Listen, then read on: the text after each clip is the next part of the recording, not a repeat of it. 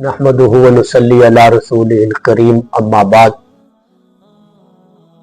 रमज़ानुल मुबारक के रोज़े की अहमियत इस हदीस पाक से भी आप समझ सकते हैं,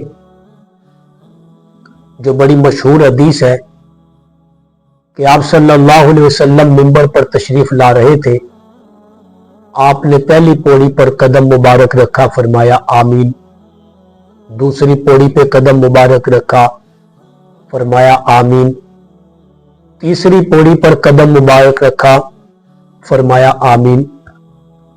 जब आप वाज से फारिग हुए, सहाबा किराम ने पूछा कि अल्लाह के नबी सल्लल्लाहु अलैहि वसल्लम, हमने आज एक अजीब बात देखी कि आप मिंबर पर कदम मुबारक रखते थे, फरमाते थे आमीन।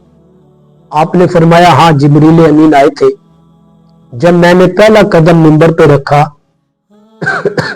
तो जिब्रील अमीन ने फरमाया कि जिस शख्स को उसके वालिदैन बुढ़ापे में मिले और वो उनकी वजह से जन्नत हासिल न कर सके तो वो नाकाम और नामुराद हो। तो मैंने कहा आमीन। फिर जिब्रील अमीन ने जब मैंने दूसरा कदम रखा पौड़ी पर, फरमाया जिसके सामने आपका नाम आए और वो दुरूद शरीफ न पढ़े तो वो भी नाकाम और नामुराद हो, फरमाया आमीन। तीसरा कदम मुबारक जब आपने पौड़ी पे रखा, फरमाया जिसने रमजानुल मुबारक का महीना पाया और अपनी बख्शिश न करवा सका वो शख्स भी नाकाम और नामुराद हो। आपने फरमाया आमीन। तो रमजानुल मुबारक की अहमियत का अंदाजा आप इस बात से लगाएं कि जिब्रील अमीन बद्दुआ फरमा रहे, अल्लाह के नबी आमीन फरमा रहे कि इतना मुबारक महीना और उस मुबारक महीने के रोजे छोड़ देना ये नामुरादी है या ये बदनसीबी है।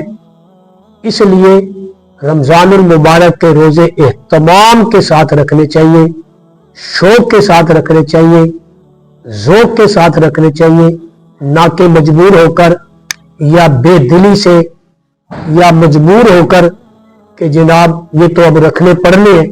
जितने शौक के साथ जिस इबादत को किया जाएगा उस इबादत के अंदर उतनी ही लज्जत जो है वो महसूस होगी, और जिस इबादत को मजबूर होकर किया जाएगा, करनी तो वो है ही है लेकिन उसमें लज्जत नहीं आती। अल्लाह पाक हमें रोज़ों का एहतमाम शौक और ज़ौक़ से करने की तौफीक अता फरमाए।